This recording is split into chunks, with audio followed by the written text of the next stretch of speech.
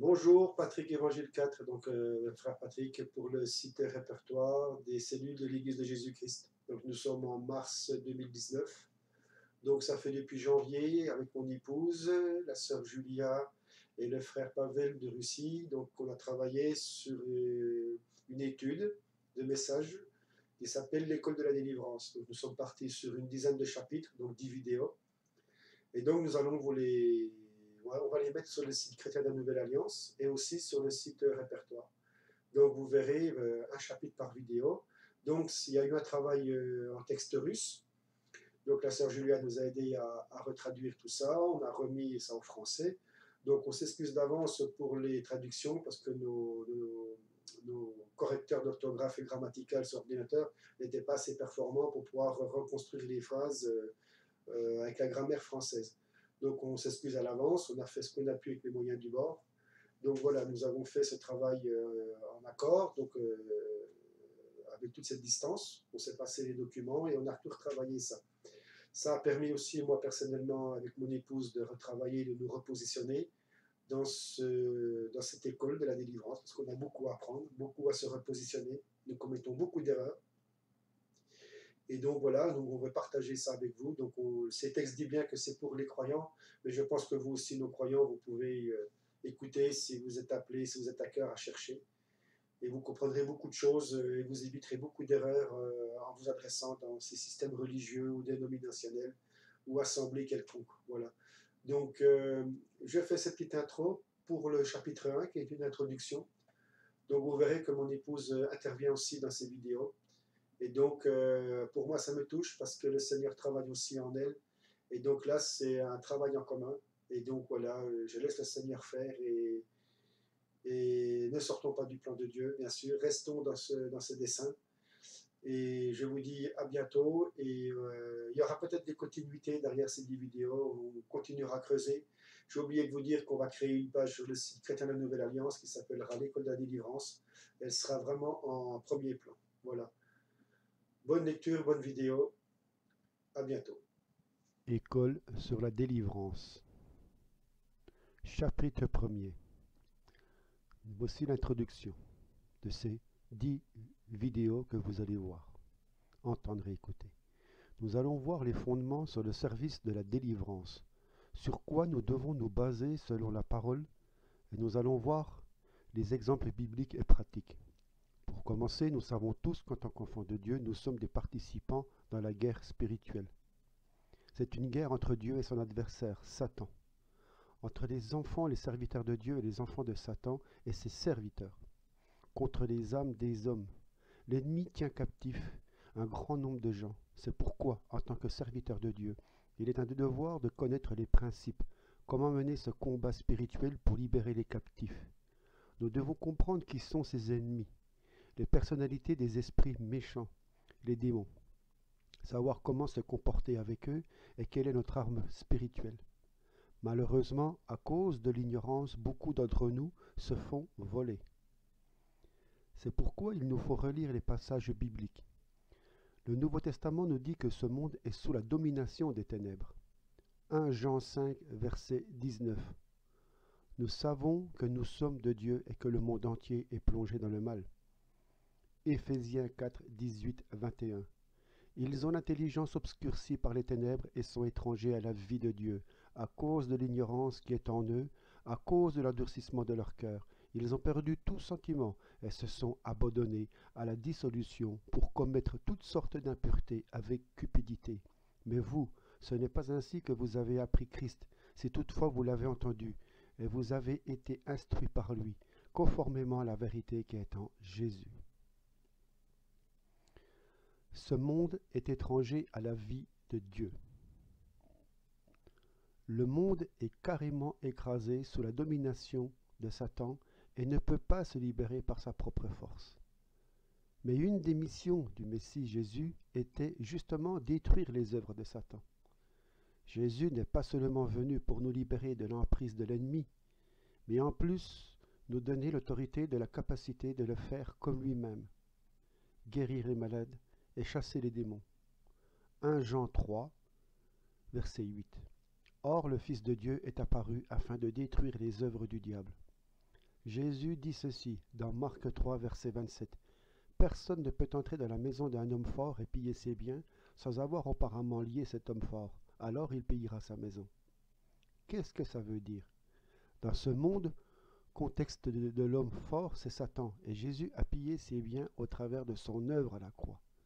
Jésus a fait sa part pour délivrer tous ceux qui sont dans la captivité, et il a transmis cette stafette à nous. C'était un des ministères principaux de Jésus sur terre, ainsi que ses apôtres. Le format de son ministère était tel que lorsqu'il est allé quelque part, partout il nourrissait des malades, chassait les démons.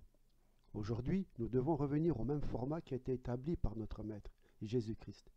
C'est-à-dire que la prédication du royaume doit être accompagnée par des guérisons des malades et par la délivrance des démons. Nous voyons l'exemple dans les Actes des Apôtres, l'évangéliste Philippe qui a fait ça. Acte 8, du verset 5 à 8. Philippe, étant descendu de la ville de Samarie, leur prêcha Christ, et les foules d'un commun accord étaient attentives à ce que Philippe disait, l'écoutant lorsqu'ils virent les miracles qu'il faisait. Car les esprits impurs sortaient en criant à haute voix hors de plusieurs qui en étaient possédés, et beaucoup de paralytiques et de boiteux furent guéris, ce qui causa une grande joie dans cette ville-là. Les deux royaumes sont en combat, et c'est pourquoi Satan haït ce ministère. Le diable fait tout pour discréditer ce ministère. Il passe par les doctrines démoniaques pour justement anéantir ce ministère. Une des fausses doctrines comme ceci, que les enfants de Dieu ne peuvent pas avoir des démons et être sujets de la malédiction. À travers l'ignorance ou mauvaise compréhension du monde spirituel, les chrétiens forment des opposants à la volonté de Dieu pour la libération des captifs. Mais notre objectif d'être bien instruit, être qualifié et bien servi à ceux qui ont des besoins. Il est donné ici un exemple par un témoignage. Un homme a eu un accident il y a 20 ans, et il ne pouvait marcher sans une béquille. Il est venu à une conférence où il a entendu la prédication de l'Évangile, laquelle a touché son cœur. Et lorsqu'il est sorti pour prier pour la repentance, les serviteurs, quelques frères, sont venus prier avec lui. Ils se sont tous de suite mis à chasser les démons pour sa guérison, et il a été guéri. Ceci est le format du ministère du royaume de Dieu. On ne doit pas avoir peur. Il faut dire que ce n'est pas absolument nécessaire de voir la manifestation liée aux démons. Très souvent, ils sortent pratiquement sans aucune démonstration spécifique, ou par la toux, le bâillement, ou une respiration intense, ou des larmes. Avec cet homme, c'était comme ça. Il était assis et sa béquille est à côté de lui. Au moment de la prière, une sœur a mis sa main sur son genou. Elle a senti le craquement dans ce genou. Un frère a pris la béquille et dit « Levez-vous et marchez, au nom de Jésus ». Il s'est levé et s'est mis à marcher. Nous libérons cela par la foi, car Jésus nous a donné son pouvoir, sa puissance et sa grâce gratuitement. Il n'y a pas d'autre moyen pour délivrer des hommes dans ce monde. Nous devons apprendre comment apporter l'Évangile pour gagner des âmes pour le royaume. La parole déclare que le royaume ne consiste pas qu'en parole, mais aussi en puissance. 1 Corinthiens 4, verset 20. Car le royaume de Dieu ne consiste pas en parole, mais en puissance. Si nous sommes limités à proclamer l'Évangile en parole seulement, ceci ne produit pas le fruit abondamment. Il n'est pas un grand secret que même parmi les chrétiens, il y a ceux qui vont vers les occultistes pour régler leurs problèmes, car ils ne trouvent pas de solution dans les églises. On va énumérer quelques versets dans les évangiles. Matthieu 4, versets 23 à 24. Jésus allait par toute la Galilée, enseignant dans leur synagogue, prêchant l'évangile du royaume et guérissant toutes sortes de maladies et toutes sortes d'infirmités parmi le peuple. Et sa renommée se répandit par toute la Syrie. Et on lui présentait tous ceux qui se portaient mal, tourmentés de diverses maladies, des démoniaques, des lunatiques, des paralytiques, et il les guérissait. Matthieu 8, versets 16 à 17. Et le soir étant venu, on lui amena plusieurs démoniaques, et il chassa les esprits par sa parole, et guérit tous ceux qui étaient malades, afin que s'accomplisse ce qui avait été annoncé par Ésaïe, le prophète, en disant « Il a pris nos faiblesses et a porté nos maladies ». Matthieu 9, versets 32 à 35. Comme il s'en allait, voici, on présenta à Jésus un homme muet et démoniaque. Et le démon ayant été chassé, le muet parla. Et les foules étonnées disaient, Jamais pareille chose ne s'est vue en Israël. Mais les pharisiens disaient, il chasse les démons par le prince des démons. Jésus allait dans toutes les villes et les villages, enseignant dans leurs synagogues et prêchant l'évangile du royaume et guérissant toutes sortes de maladies et toutes sortes d'infirmités parmi le peuple. Matthieu 10, versets 5 à 8. Tels sont les 12 que Jésus envoya. Il leur donna ses ordres en disant, n'allez pas vers les nations et n'entrez dans aucune ville des Samaritains, mais allez plutôt vers les brebis perdues de la maison d'Israël. Et quand vous serez partis, prêchez en disant, le royaume des cieux est proche. Guérissez les malades, rendez purs les lépreux, ressuscitez les morts, chassez les démons. Vous l'avez reçu gratuitement, donnez-le gratuitement. Matthieu 12, versets 22 à 28.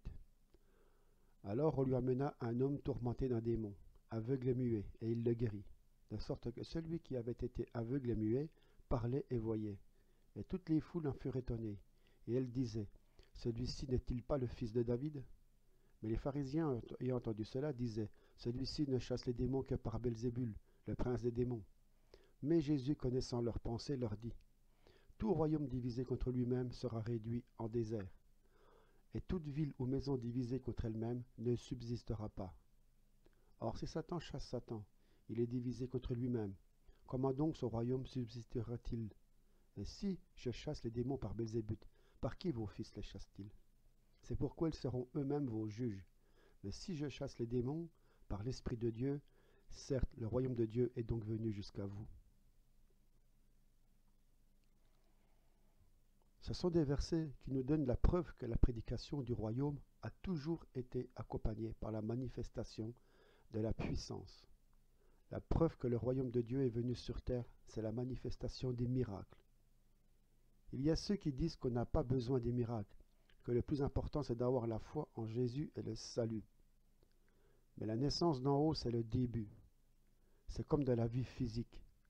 La naissance physique peut-être a été pour quelqu'un il y a 40 ans, mais il ne reste plus dans l'état de son nouveau-né, un bébé.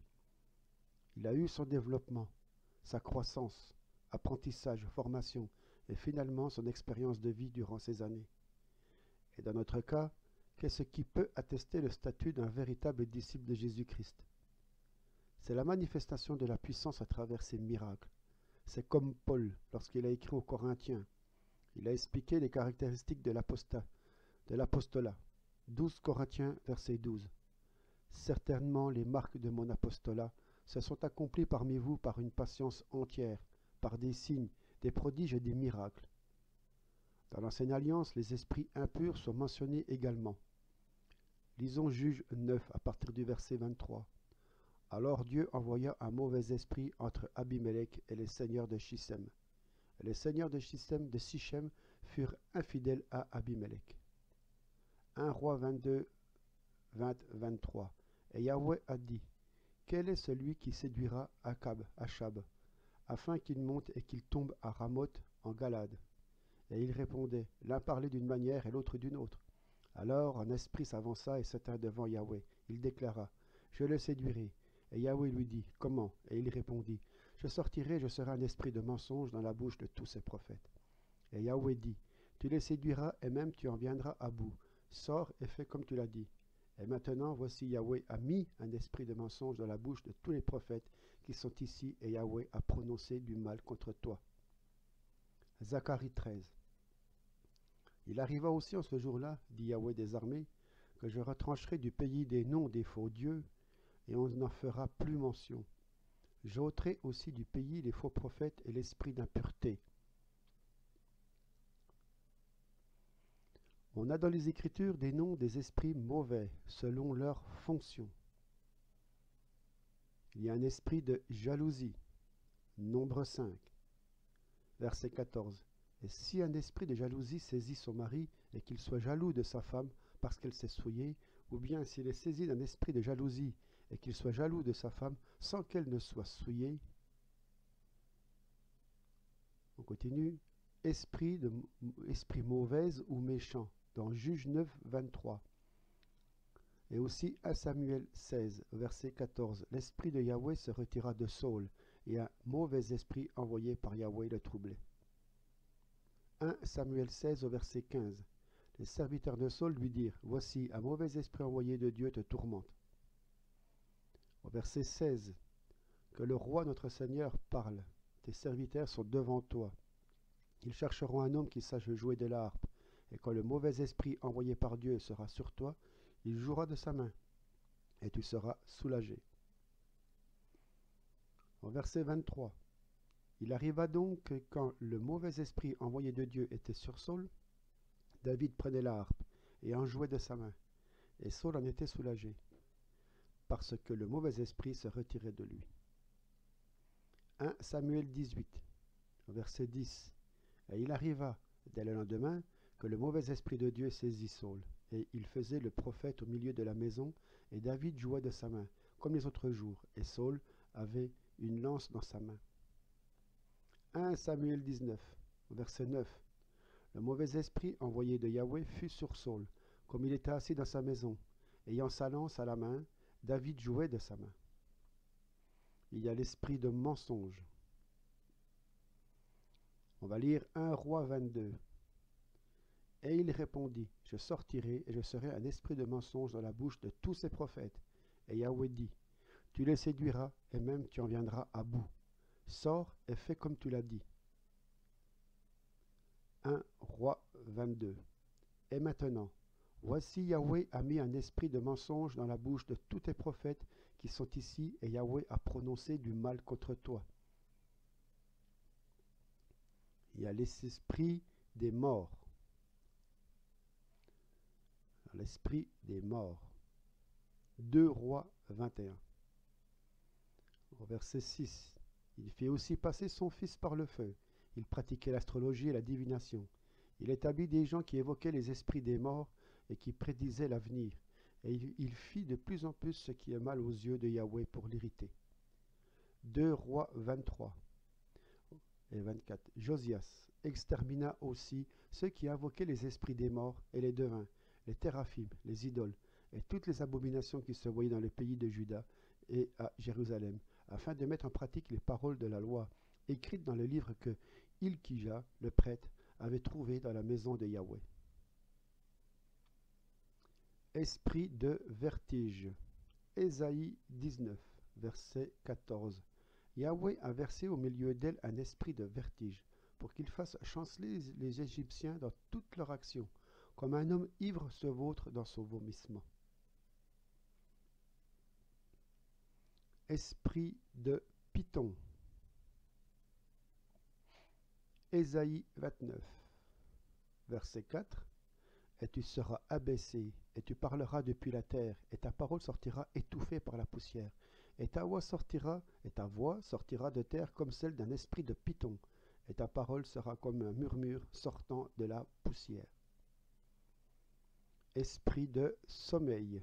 Ésaïe 29, verset 10. « Car Yahweh a répandu sur vous un esprit de profond sommeil. Il a fermé vos yeux, les prophètes. Il a couvert vos têtes, les principaux voyants. »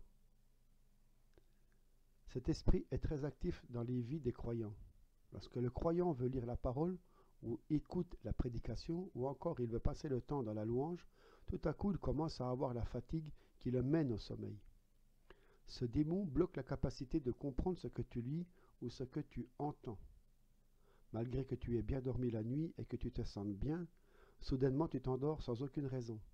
Par contre, si tu vas t'installer devant la télé, tu vas pouvoir l'écouter 24 heures sans arrêt et bien comprendre tout ce que tu écouteras. Mais si c'est un enseignement spirituel concernant le Christ, il va bloquer la conscience. Il fait aussi la distraction pour que le croyant ne puisse pas être concentré sur le message. Ceci n'est pas un caractère de la personne si cela arrive systématiquement. Un esprit abattu. Ésaïe 61, verset 3. Pour annoncer à ceux de Sion qui mènent deuil que la magnificence leur sera donnée au lieu de la cendre, une huile de joie au lieu du deuil, un manteau de louange au lieu d'un esprit abattu, afin qu'on les appelle des térébintes de la justice, une plantation de Yahweh pour servir à sa gloire. Son autre nom, esprit de la dépression ou esprit lourd, très fréquemment vu parmi les chrétiens. Avec le rejet, cet esprit frappe le plus souvent et détruit le domaine émotionnel du plus grand nombre de chrétiens.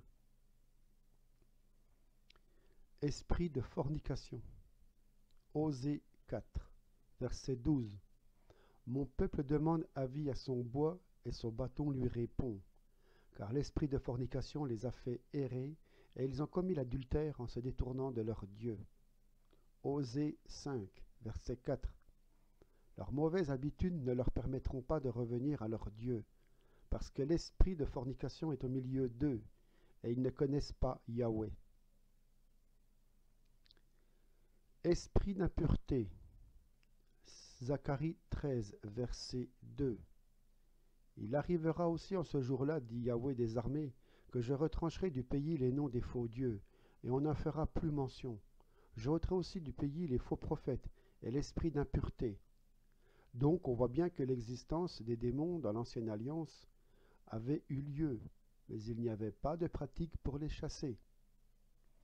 Nous avons juste pour l'exemple le cas du roi Saul, qui a eu un esprit mauvais, et c'est par la louange du futur roi David que cet esprit s'est éloigné de Saul.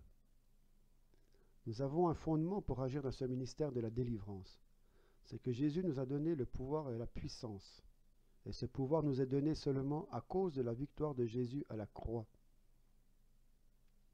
La première fois que la parole nous déclare ce fondement dans le livre de la Genèse, Genèse 3, verset 15. Et je mettrai inimitié entre toi et la femme, et entre ta postérité et ta postérité et sa postérité. Celle-ci t'écrasera la tête, et tu lui écraseras le talon. C'est une prophétie qui nous donne l'explication de la victoire sur le serpent ancien. Satan est le diable. Et diable. La tête est un symbole du pouvoir. Jésus à la croix a écrasé la tête de Satan. Il l'a dépouillé de tout son pouvoir et de sa puissance. C'est une image prophétique très profonde. Un autre verset très important, Jean 12 au verset 31. Maintenant est venu le jugement de ce monde. Maintenant le prince de ce monde sera jeté dehors. Le prince veut dire celui qui gouverne dans ce monde, le Dieu de ce monde. 2 Corinthiens 4. Pour les incrédules, dont le Dieu de cet âge a aveuglé les pensées, afin qu'ils ne soient pas éclairés par la lumière de l'évangile de la gloire de Christ, lequel est l'image de Dieu. Mais nous, dans ce ministère de la délivrance, débutons avec la victoire obtenue par Jésus à la croix. Jésus dit ceci, Jean 12, verset 23. Et Jésus leur répondit, disant, « L'heure est venue où le Fils de l'homme doit être glorifié. » L'arrivée du jugement, c'est que Jésus prend l'autorité légale et dépouille totalement le pouvoir de l'ennemi. C'est le changement de l'âge où Satan gouverne pour la nouvelle époque où le Fils de Dieu prend sa gouvernance par son autorité. Sauf que ceci est dans le monde spirituel qui se manifeste dans le physique. C'est valide pour toutes les âmes sauvées. Seuls les facteurs qui peuvent retenir l'enfant de Dieu dans la captivité sont des obstacles pour recevoir la délivrance. Nous allons développer ce que c'est ces facteurs plus loin.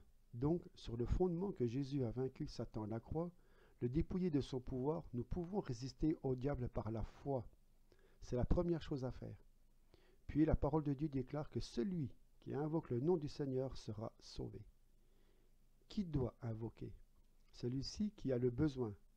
Nous ne le faisons pas à sa place, parce qu'il n'arrive que celui qui a le besoin espère que le serviteur de Dieu va le faire à sa place, que le serviteur a l'onction pour tout faire. Oui, les serviteurs à l'onction, il n'y a pas de problème avec ça, mais c'est la personne elle-même qui doit faire sa part, être active à 100%. Celui qui a le besoin dans la délivrance doit non pas répéter les mots après le serviteur, mais réellement et sincèrement invoquer le nom de Jésus avec une participation et collaboration totale. Nous savons que la parole nous déclare qu'il y a le siècle présent et le siècle à venir. Et nous, qui sommes des esprits qui ont l'âme, qui habitent dans un corps physique, dans la chronologie du temps, vivons dans le siècle présent. Et nous allons passer de ce siècle au siècle à venir qui va durer l'éternité. Mais spirituellement, le royaume de Dieu est déjà descendu sur terre. Matthieu 12, verset 28. Mais si je chasse les démons par l'Esprit de Dieu, certes, le royaume de Dieu est donc venu jusqu'à vous. Alors, c'est que nous devons comprendre que comme n'importe quel gouvernement a son armée, le soutien et tous les attributs d'un royaume, nous avons nous aussi toutes ces choses-là. Imaginez seulement que derrière vous, vous avez toute une armée d'anges. Jésus a dit une fois qu'il peut demander au Père d'envoyer 12 légions d'anges pour lui. Savez-vous combien c'est une légion? C'est 6 ou 7 000 soldats. Les anges sont des esprits serviteurs de Dieu pour le service aux enfants de Dieu. Nous pouvons demander au Père d'envoyer ses serviteurs, ses anges, mais nous ne pouvons pas nous-mêmes les ordonner à commander de venir vers nous. Parce qu'au moment que nous servons à quelqu'un, nous pouvons demander au Père d'envoyer ses anges pour qu'ils lisent l'esprit méchant dans la personne et qu'ils ne causent aucun dommage au moment de la chasse. Matthieu 10 au verset 7. Et quand vous serez partis, prêchez en disant, le royaume des cieux est proche. Guérissez les malades, rendez purs les lépreux, ressuscitez les morts, chassez les démons. Vous l'avez reçu gratuitement, donnez-le gratuitement. Donc, on voit bien que notre rôle, c'est d'annoncer que le royaume de Dieu s'est approché et affermi cette annonce par tous ces miracles. Car si nous prêchons sur la manifestation de la puissance, les gens ne croiront pas, et même vont se moquer de cela. Mais si nous guérissons les malades, non pas dit prier pour les malades, mais les guérir, chassons les démons, là ils vont croire. Et il dit que nous allons imposer nos mains sur les malades, et ils seront guéris. Le processus de la guérison sera entamé. C'est la raison pourquoi il ne faut être frustré si on ne voit pas la manifestation de la guérison tout de suite, puisque la puissance de l'Esprit Saint est transmise au moment de l'imposition des mains. Elle coule dans le corps du malade, et ce n'est pas nous qui déterminons combien de temps ça va prendre pour la guérison complète. Il faut recevoir la guérison par la foi selon ce que la parole déclare. Par ces meurtrissures que nous sommes guéris. N'oublions pas aussi que ce ministère est gratuit. Personne ne doit réclamer de l'argent. C'est un péché. Nous avons reçu gratuitement, donnons gratuitement. Maintenant, sachant que Satan a été dépouillé de son pouvoir, nous agissons avec une hardiesse basée sur cette vérité. Ésaïe 14, versets 9 à 16. Le Sheol s'émeut jusque dans ses profondeurs pour t'accueillir à ton arrivée. Il réveille à cause de toi les ombres, et il fait lever de leur siège tous les principaux de la terre. Tous prennent la parole pour te dire, toi aussi tu es sans force comme nous, tu es devenu semblable à nous. Ceux qui te voient fixent sur toi le regard. Ils te considèrent attentivement en disant, n'est-ce pas celui qui faisait trembler la terre, qui ébranlait les royaumes? Nous proclamons à Satan et à ses démons qu'ils n'ont plus de force, mais nous avons la puissance et une armée des anges. Luc 10 au verset 19. Voici, je vous ai donné le pouvoir de marcher sur les serpents et sur les scorpions, et sur toute la force de l'ennemi, et rien ne pourra vous nuire. Comprenez bien que nous ne devons pas avoir peur de marcher sur l'ennemi. Il est dit que rien ne peut nous nuire. C'est une promesse de Dieu. J'ai entendu dire certains chrétiens qui ont peur que les démons aillent les attaquer. Les enfants vont tomber malades, des accidents de voiture ou autres. Mais c'est complètement faux. Par contre, si tu crois comme ça, selon ta foi, cela va arriver. Si tu acceptes ça, par ton incrédulité, tu vas attirer cela. Et non pas parce que Dieu ne te protège pas. Mais la vérité déclare que rien ne peut me nuire pour chasser les démons et pour guérir les malades. Alors, si Jésus dit qu'il donne tout le pouvoir pour marcher sur tous les ennemis, nous pouvons le faire. Si tu penses qu'il existe un certain type de démon que tu ne peux pas vaincre, ce n'est pas vrai. Ce n'est pas normal qu'à cause d'une peur devant les démons, le serviteur de Dieu qui a la responsabilité devant Dieu pour ses brebis ne sert pas. Il y a ceux qui posent la question, pourquoi faire ce combat si à la croix tout est accompli? La réponse est ceci. Malgré que Jésus nous ait placés dans sa victoire et nous a donné le statut des vainqueurs, nous sommes sur le terrain occupé par l'ennemi. Ici, la terre était prise par l'ennemi, ou plus précisément, Adam a transmis par sa propre volonté le règne à Satan. C'est pourquoi nous sommes exposés aux conflits, aux attaques, aux tentations. Les Écritures disent que celui qui est né de Dieu garde lui-même et le malin ne le touche pas. 1 Jean 5 au verset 18. Nous savons que quiconque est né de Dieu ne pêche pas, mais celui qui est né de Dieu se garde lui-même, et le mauvais ne le touche pas. Ça veut dire que si je me néglige pour me garder du péché, le malin peut me toucher. C'est ce qu'il faut savoir. Il y a ceux qui confondent les tentations et les attaques de Satan. Hébreux 4, verset 15. car nous n'avons pas un grand prêtre qui ne puisse avoir compassion de nos infirmités. Au contraire, il a été tenté comme nous en toutes choses, mais sans péché. On voit ici que Jésus a été tenté en toutes choses, comme nous tous, mais il n'a pas péché, c'est-à-dire qu'il n'a pas laissé la tentation prendre le dessus sur lui. Les tentations viennent en forme de pensées, des propositions et autres situations imprévues. Beaucoup confondent les pensées avec le péché. Ils pensent que si des mauvaises pensées sont venues dans la tête, ils ont commis le péché. C'est faux. C'est permettre aux mauvaises pensées de se réaliser. La même chose avec des offres bizarres. Recevoir une offre qui n'est pas dans la volonté de Dieu n'est pas un péché, mais l'accepter, oui. Les gens qui sont dans cette confusion souvent passent par le cercle suivant.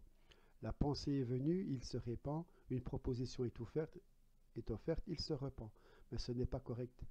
Mais souvent, ces flèches de Satan trouvent sur quoi s'accrocher. Ce sont des forteresses dans le faux raisonnement des croyants.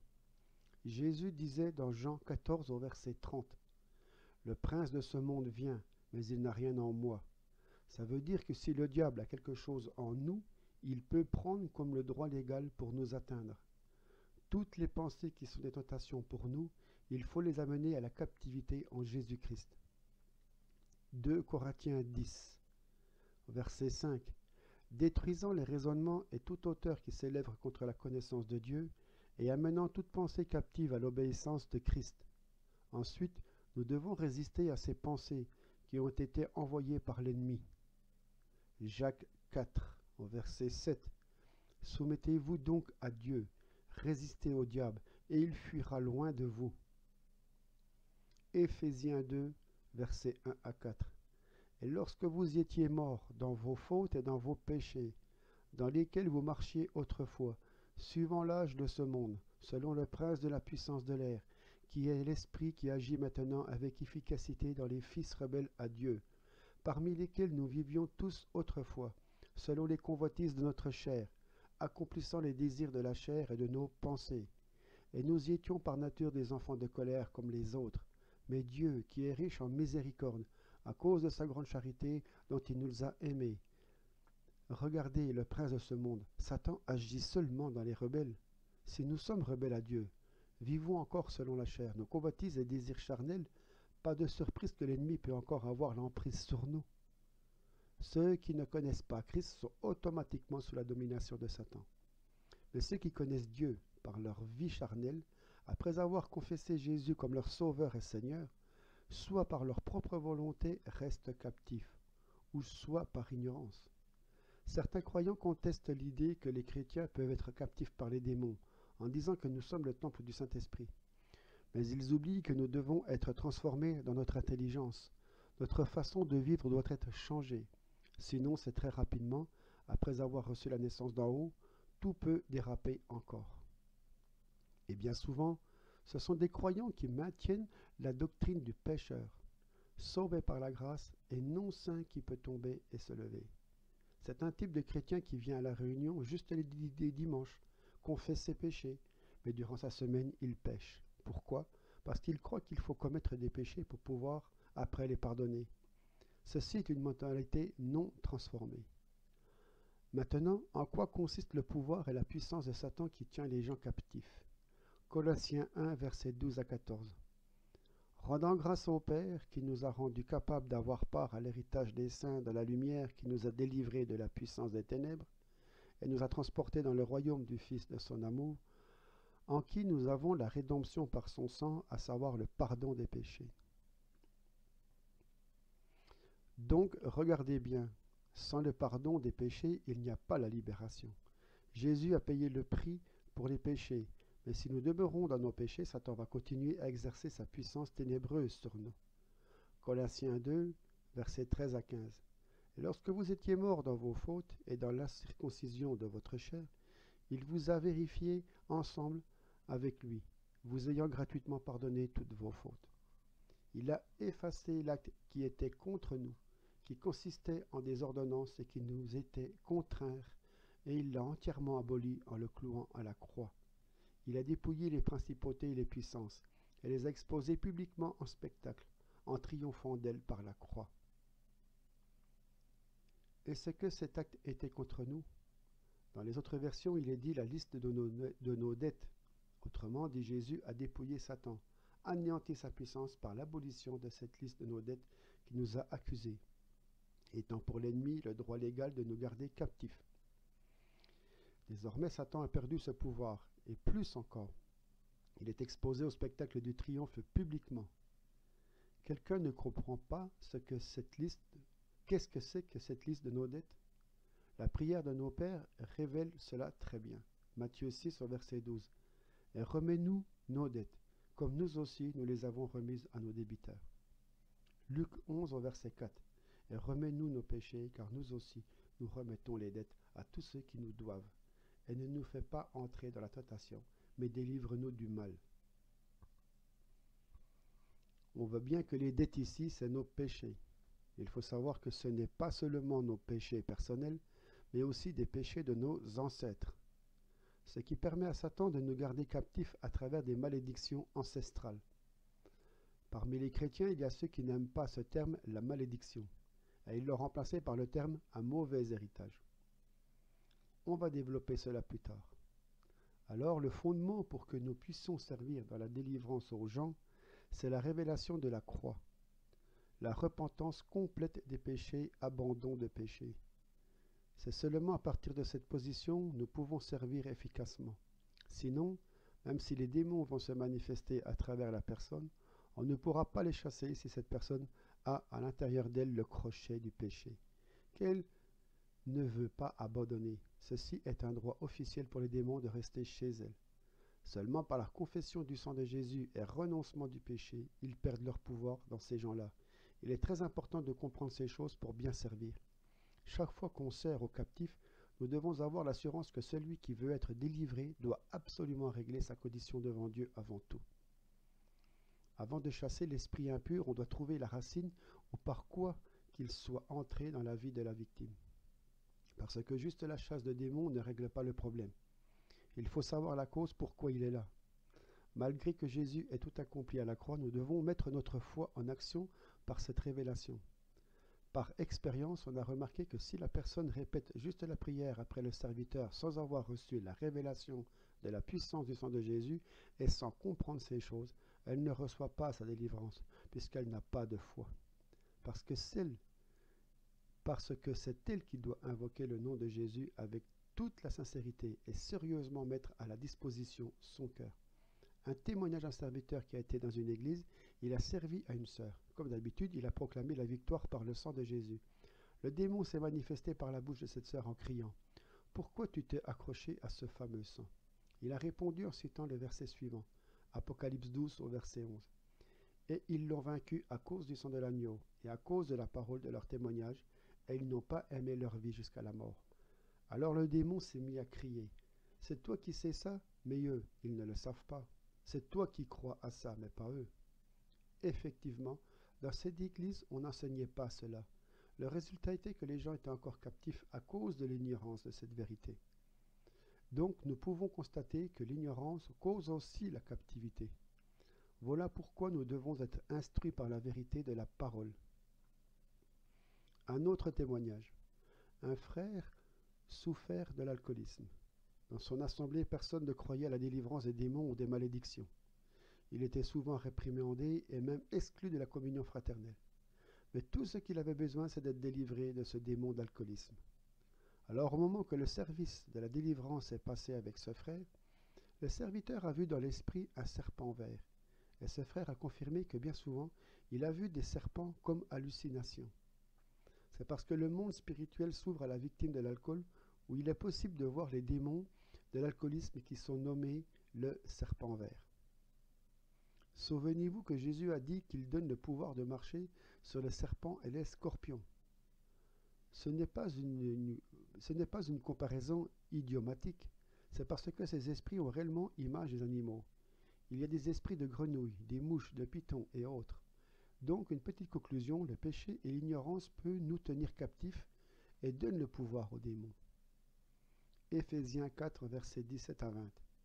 Voici donc ce que je dis et ce que j'atteste dans le Seigneur, ce que vous ne devez plus marcher comme le reste des nations, qui marchent de la vanité de leurs pensées.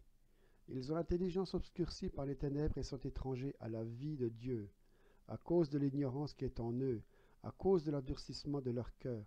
Ils ont perdu tout sentiment et se sont abandonnés à la dissolution pour commettre toutes sortes d'impuretés avec cupidité.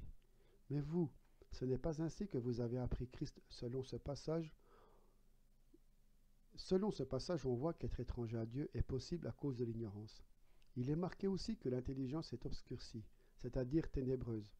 Aujourd'hui, nous avons des croyants qui ont l'intelligence obscurcie, comme s'ils ont eu un voile. Ils sont complètement désorientés dans le monde spirituel. Ça veut dire que je peux être étranger de la vie de Dieu dans une des sphères de ma vie à cause de l'ignorance des vérités.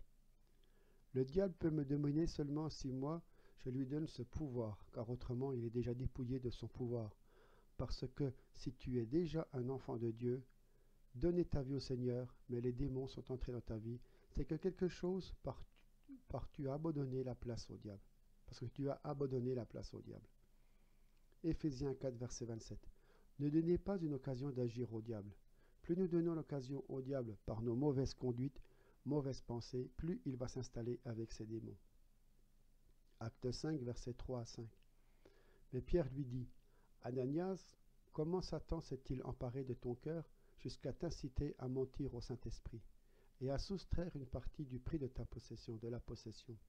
Si tu l'avais gardée, ne te restait-elle pas? Et après qu'elle a été vendue, le prix n'était-il pas à ta disposition?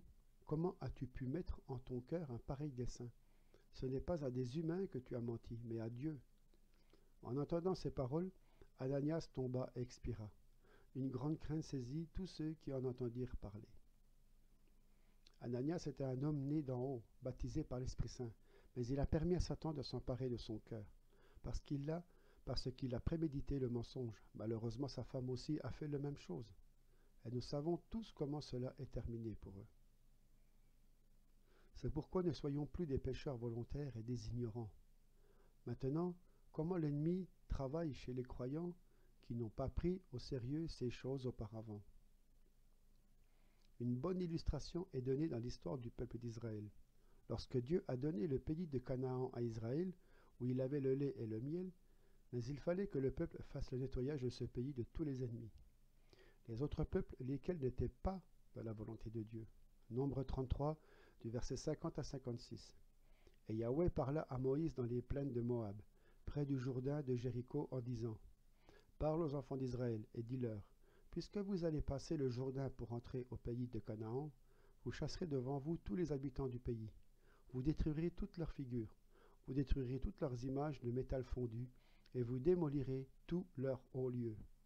Et vous prendrez possession du pays, et vous y habiterez, car je vous ai donné le pays pour qu'il soit votre propriété. Or, vous recevrez le pays en héritage par le sort, selon vos familles. À ceux qui sont en plus grand nombre, vous donnerez plus d'héritage, et à ceux qui sont en plus petit nombre, vous donnerez moins d'héritage. Chacun aura selon ce qui lui sera échu par le sort, et vous hériterez selon les tribus de vos pères. Mais si vous ne chassez pas devant vous les habitants du pays, il arrivera que ceux d'entre eux que vous aurez laissés comme reste seront comme des épines à vos yeux, et comme des pointes à vos côtés, et ils vous serreront de près dans le pays où vous habiterez. Et il arrivera que je vous traiterai comme j'avais résolu de les traiter eux. Le Seigneur a toujours exigé de son peuple d'exterminer tout ce qui était en possession par les autres peuples. Lorsqu'Israël entrait dans la possession du pays, pourquoi? Parce qu'avant, on ne pouvait pas chasser les démons, mais pour la raison de garder Israël pur et non pas souillé par les idoles, pour qu'il ne soit pas mélangé avec les démons, il fallait tout détruire. Même dans la loi était prescrit de lapider celui qui commet le péché d'idolâtrie, car il n'y avait pas d'autre moyen de la délivrance pour le peuple. Entrer dans le pays de Canaan pour nous signifier d'entrer dans la volonté parfaite de Dieu, dans toutes ses bénédictions et ses promesses. Certains pensent que Canaan est au ciel. C'est totalement faux. Parce qu'au ciel, il n'y a pas de l'ennemi avec lequel nous devons mener des combats. L'ennemi pour nous, c'est le royaume de Satan avec ses démons. C'est avec eux que nous luttons. C'est cela, et cela est ici-bas. Autrement dit, après avoir été convertis, repentis, baptisés, nous devons faire un grand ménage dans tout ce que nous avons apporté pendant notre vie passée. Sinon, cela serait pour nous comme des épines qui vont nous piquer les yeux et comme des pointes dans nos côtés. C'est vraiment grave. Exemple. Samson a perdu ses yeux à cause de sa fornication avec une femme des Philistins. Un compromis avec le péché lui a coûté ses yeux. Il a révélé à cette femme de quelle façon il a eu son onction pour être puissant. Il a perdu sa puissance. Son onction est devenue leur captif. C'est ça le modèle, comment l'ennemi travaille chez les croyants. Les yeux spirituels ou la vue spirituelle devient obscurcie et ils ne comprennent pas et rien de la réalité du monde spirituel. Ils sont désorientés. Ils n'entendent pas la voix de Dieu, ne voient rien, ne discernent rien dans leur entourage et situation. Satan a deux buts principaux. Premier, empêcher de devenir la nouvelle créature par la nouvelle naissance en l'Esprit Saint. Et le deuxième, si la personne a quand même donné sa vie à Dieu, le faire religieux et empêcher d'entrer dans son appel selon la volonté de Dieu. Voilà pourquoi nous avons des églises remplies des pasteurs, des apôtres, des évangélistes et des prophètes potentiels, mais qui sont juste assis sur des bancs des églises, 10, 20, 30, 40 ans et font rien. Satan fait que les églises restent passives pour que la vie de la résurrection ne soit pas manifestée. Souvent, lorsque quelqu'un veut passer par le ministère de la délivrance, doit être averti qu'il est possible que l'ennemi va lui poser des obstacles pour lui empêcher de venir pour sa délivrance. Peut arriver la situation bizarre ou une proposition d'aller à un autre endroit pour autre chose. Lorsque vous allez servir aux gens, ne commencez pas par la chasse des démons, des esprits, mais comme des bons détectives, cherchez d'abord à comprendre comment ces esprits puissent rentrer dans la personne. Par où et par quoi? Est-ce que c'est par la malédiction ancestrale ou par son péché personnel? Les blessures du cœur? Si vous détectez les causes, vous allez pouvoir être plus efficace. Nous devons aussi savoir que les croyants ne sont pas tout qui se dit croyant. Pas parce que quelqu'un a répété la prière de repentance est devenu croyant. D'ailleurs, la repentance, c'est quoi? C'est le changement de l'intelligence selon la parole de Dieu. Un alignement avec la parole de Dieu. La prière de confession de repentance, c'est la conséquence de la décision du pécheur de changer son raisonnement. Mais il n'y a pas de format spécifique à ça. Tu te repens dans ta bouche ou dans ta voiture, dans ta douche ou dans ta voiture, en attendant dans la ligne au supermarché. Si l'Esprit de Dieu t'a touché ainsi, parlant avec la personne concernée, juridiquement, Jésus a tout accompli à la croix, mais en fait, elle doit entrer dans cet héritage. C'est pourquoi nous étudions la cause, pourquoi le démon a dans sa possession ce domaine de la vie de cette personne, et attaquons la cible. Comme il est écrit, soumettez-vous à Dieu, résistez au diable, et il fuira loin de vous.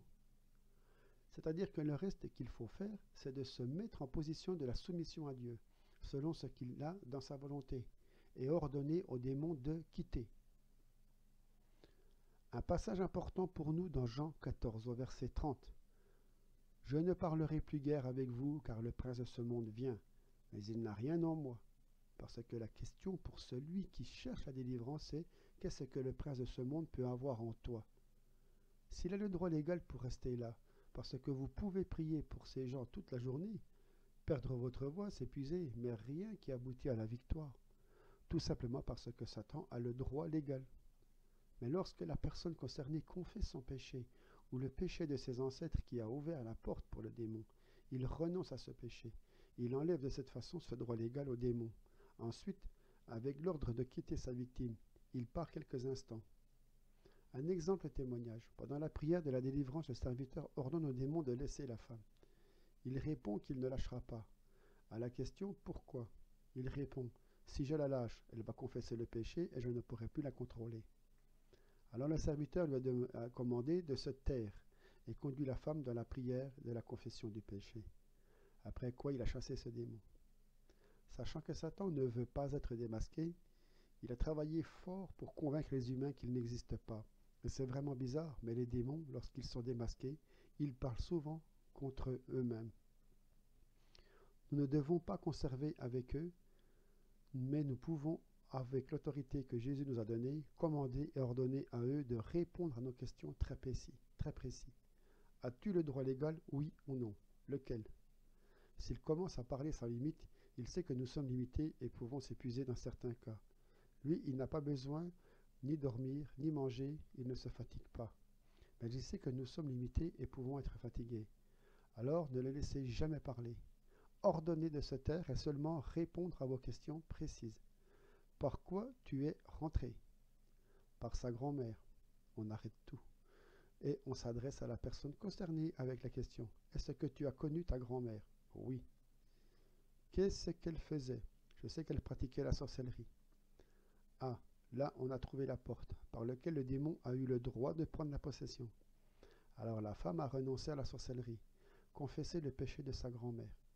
Comme ça, le démon a été dépouillé de son pouvoir, car il n'y a plus de fondement juridique pour être accroché à cette âme. Alors là, on s'adresse à cet esprit en lui ordonnant de quitter la femme au nom de Jésus. Elle ne peut pas désobéir, car rien ne peut plus lui donner le droit de rester. Avec un simple souffle ou la toux ordinaire, le démon quitte son ancienne victime, et ce n'est vraiment pas difficile. Il faut aussi savoir que nous devons avoir un bon caractère et la persévérance quand les démons parlent à travers sa victime. Exemple, il vous dit qu'il ne veut pas abandonner la victime ou que vous n'êtes pas suffisamment fort pour le chasser. Dans le cas comme ça, ordonnez-lui à se taire. Et avec autorité, rappelez-lui qu'à cause du sang de Jésus et à cause qu'il n'a plus rien dans cette personne, il n'a pas de choix que quitter. Pas de discussion possible. Rappelez-lui que vous savez qu'il est menteur et qu'il n'a aucun pouvoir. Seulement si vous démontrez votre foi et que vous êtes persévérant, il cède. Autre question que nous pouvons poser aux démons, c'est pour qu'ils donnent leur nom. Exemple, quel est ton nom? Fornication. Avec la connaissance du nom concret, la personne concernée doit confesser son péché, renoncer à la pratique de ce péché et ensuite chasser cet esprit. Ce qu'il faut bien comprendre, c'est que nous travaillons avec la personne et non pas avec les démons. Ce qui signifie que nous devons être très attentifs à sa condition du cœur premièrement. S'il y a des blessures émotionnelles, il faut d'abord amener la personne à la guérison de son cœur, son âme. Seulement, si ce n'est pas possible à cause de la présence d'un démon dans cette sphère particulièrement, on doit chasser le démon avant et ensuite passer à la guérison de l'âme. Ce discernement vient de l'Esprit Saint. C'est pourquoi il faut absolument, avant ce service, prier et parfois même de jeûner.